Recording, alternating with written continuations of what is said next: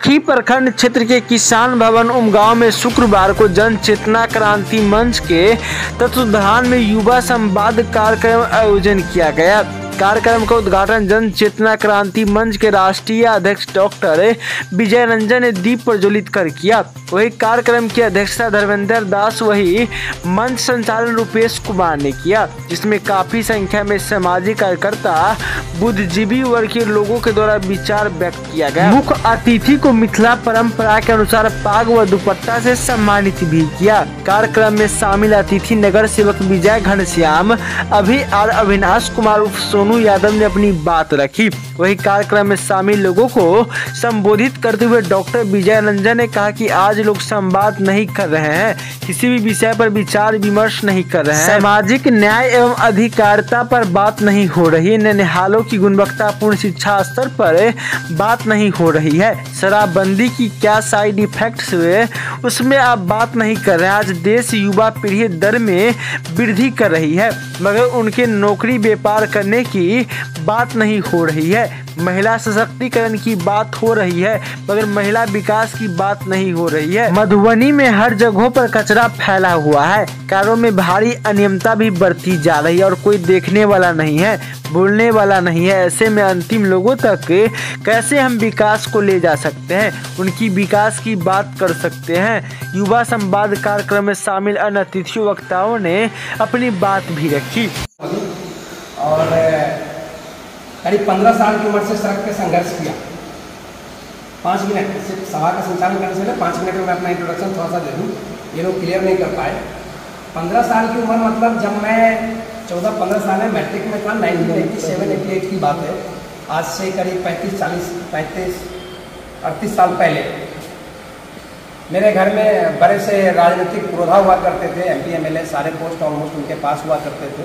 झंझारपुर और मधुबनी को उन्होंने काफ़ी सालों तक पॉलिटिकल भाषा में बोले तो उन्होंने राज किया, लेकिन मैं जब होश संभाल रहा था तो मैंने उनका विरोध शुरू कर दिया था। हमें कोई दिक्कत नहीं थी, अच्छा खाना मिल रहा था, अच्छा नाम था, परिवार का नाम था, जो बोलते थे वो हाजिर हो जाता था, लेकिन सैद्धांतिक तौर पर विरोध करना मैंने बचपन में ही सीख लिया था। और समाज का अभी हालत ये हो गया, सैद्धांतिक तौर पे विरोध की 2 बातें समझा दूँ। और जैसे बड़ा इम्पोर्टेंट है कि मुझे याद है 2010 या 11 में हमारे दोनों बच्चे पटना में पढ़ते थे।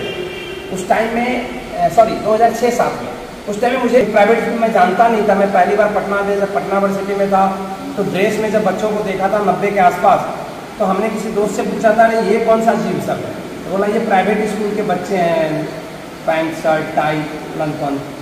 तो हमने बोला अच्छा ऐसा होता है क्या, चलो ठीक है। तो अब हम तो पढ़ नहीं पाए, मतलब हम तो तब तक मैट्रिक पास जाते वो ग्रामीण श्री कृष्ण हाई स्कूल विद्यालय से पढ़ के निकल चुके थे, मधुबनी जिला टॉपर थे एट दैट टाइम। जो भी हो, उसको पढ़ाते पढ़ाते एक स्कूल वाले से बात हुई, कहीं केबल TV का ज़माना था, आज की तरह ये OTT ये वो सब नहीं था। तो उस पर हमने कहीं देखा कि GTV ऐसे एक बड़ा सा विज्ञापन, हमने देखा भी कॉर्पोरेट स्कूल खुल रहा है। बहुत ज़्यादा आइडिया नहीं था, हम गए एडमिशन लिया, दोनों बच्चों का एडमिशन कराया, ढेर सारा पैसा हमसे लिया गया, लाख 2 लाख रुपया उस टाइम में ले लिया गया था 2006-07 में। और रैंडमली किसी PTA में मैं था, मैं अपने बच्चे से संतुष्ट नहीं था, उसके कमिटमेंट से संतुष्ट नहीं था। हम और आज आजकल क्या होते हैं ना, नेता बोल के कुछ भी चला जाता है, लोकल प्रतिनिधि हो या ऊपर वाले प्रतिनिधि हो, आप उनकी बातों को सिरमौर पे ले लेते हैं। फिर 5 साल तक ये सोचते हैं कि साला उसको बोल को दिया, उसने कुछ किया नहीं, लेकिन फिर भी आप पीछे पीछे अपने जाति धर्म के हिसाब से घूम जाते हैं। लेकिन मेरे लिए इशू ये था कि एक रास्ता था कि हम अपने बच्चों को वहाँ से हटा लें, जो कि मैंने बाद में हटा भी दिया। लेकिन एट दैट टाइम क्या हुआ कि वहाँ के डायरेक्टर और प्रिंसिपल ने मेरे से मिलने से मना कर दिया कि जाओ, आप जब आए थे तो 10-12 बच्चे थे, अब तो मेरे पास 3000 बच्चे हैं और पेरेंट्स ऐसे ही बोलते रहते हैं। स्कूल चलाना कोई हंसी ठट्टा का खेल नहीं है। हमें नहीं पता था वो 2008 की अगस्त थी। हमें ये भी नहीं पता था कि 2009 में संस्कार भारती ग्लोबल स्कूल की परिकल्पना फुलप्रास में पड़ेगी। और हमें ये भी पता नहीं था कि मधुबनी में, बिहार में हम टॉप 10 स्कूल में आते हैं, फुलप्रास जैसी जगह। ये मैटर करता है, एक जिद, एक आपके अंदर अगर कोई आग है। बस मैं ये नहीं बता रहा था, कभी आप में से कोई भी आदमी अगर फुलप्रास की तरफ जाएँ जरूर आएँ। अभी मैं शिक्षा से रिलेटेड और उच्च से रिलेटेड बहुत सारी बातें करूँगा। फिलहाल मैं आपके कार्यक्रम का चूँकि संचालनकर्ता ने मेरे को जब सौंपा ही है लास्ट में, तो सबसे पहले अब मैं शुरू करता हूँ। शुरुआत ऐसे कि अध्यक्ष महोदय धर्मेंद्र दास जी, भाई विजय घनश्याम, संचालक रुपेश जी, अभी आर्या, यहाँ हरिशंभू जी और बाकी आलोक एवं प्रकाश, बाकी जिन लोगों को मैं नहीं जानता हूँ उन लोगों का भी मैं तहे दिल से हार्दिक इस्तकबाल करता हूँ और अब आप लोगों को अपने युवा संवाद कार्यक्रम से जोड़ने की कोशिश करता हूँ। तो यहाँ दो बातें हैं, मैं थोड़ा सा एक क्वेश्चन पूछना चाहता हूँ आप लोगों से। आप में से अगर किसी भी व्यक्ति पे मैं हाथ रख दूँ या पूछूँ कि आप अपने हिसाब से व्यक्तिगत या सामाजिक जिस चीज़ से आप ज़्यादा तंग हैं या 24 घंटे में, अमूमन क्या होता है लोग अपने अपने पारिवारिक अपने अपने काम अपने अपने समायोजन में इतना उलझे होते हैं कि चाय की दुकानों पर और यूं ही कहीं सोशल मीडिया पर लिख पढ़ के अपने आप को सामाजिक कर्तव्यों से तीसरी समझ लेते हैं।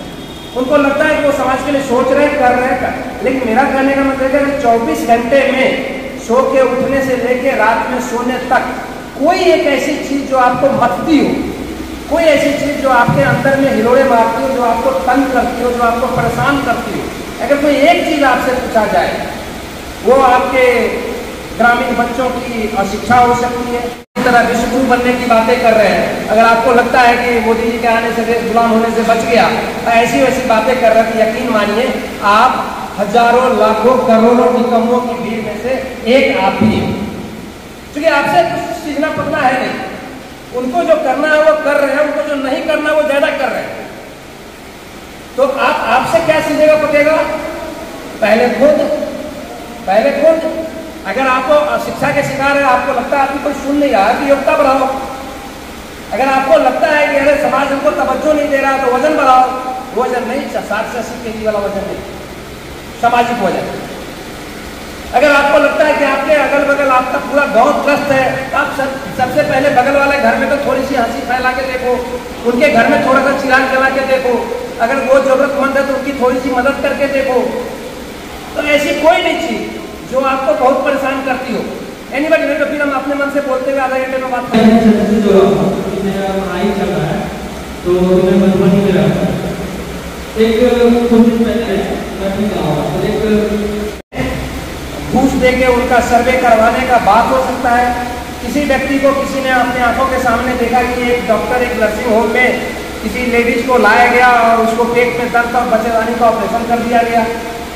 किसी को लगेगा कि ब्लॉक में बहुत भ्रष्टाचार है, किसी को लगता होगा कि जिस पार्टी को जिस कार्यकर्ता के कहने पर, जिस नेताजी के कहने पर हमने उनको इतना वोट दिया, वो आदमी तो चुनाव के बाद हमारा सुनता नहीं है।